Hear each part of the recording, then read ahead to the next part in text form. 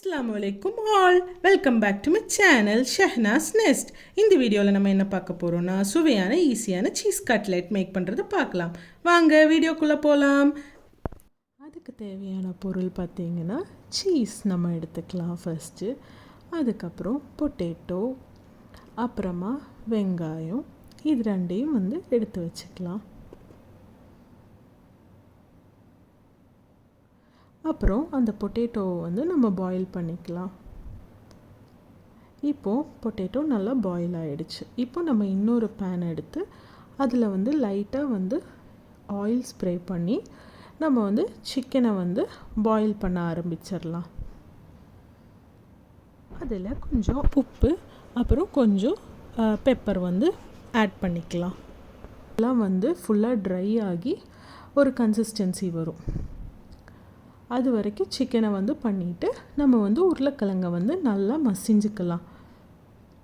இப்போ அதை நம்ம ஜாரில் போட்டு நல்லா ஷ்ரெட் பண்ணி எடுத்துடலாம். இப்போ ஒரு பவுல் எடுத்துக்கலாம். அரைச்சி வச்ச சிக்கனை போட்டுக்கலாம். அதுக்கப்புறம் குட்டி குட்டியாக கட் பண்ண வெங்காயம், கொத்தமல்லி ஆட் பண்ணிக்கலாம். அப்புறமா உருளைக்கிழங்கு நல்லா மசித்ததை அதில் ஆட் பண்ணிக்கலாம்.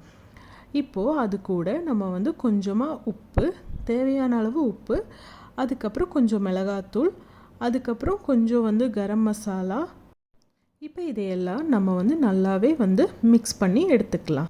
அது கூட முட்டை, சீஸு, அப்புறம் பிரெட் க்ரம்ஸு, இது நாளையுமே சேர்த்தி நம்ம ஃபஸ்ட்டு அதை ஒரு ரவுண்டாக பால் மாதிரி பிடிச்சி அதுக்குள்ளார ஒரு சீஸ் க்யூப்ஸை வச்சு அதை முட்டையில் நல்லா டிப் பண்ணிவிட்டு அதுக்கப்புறம் பிரெட் க்ரம்ஸ்லேயும் டிப் பண்ணி நம்ம பேனில் போட்டுடலாம்.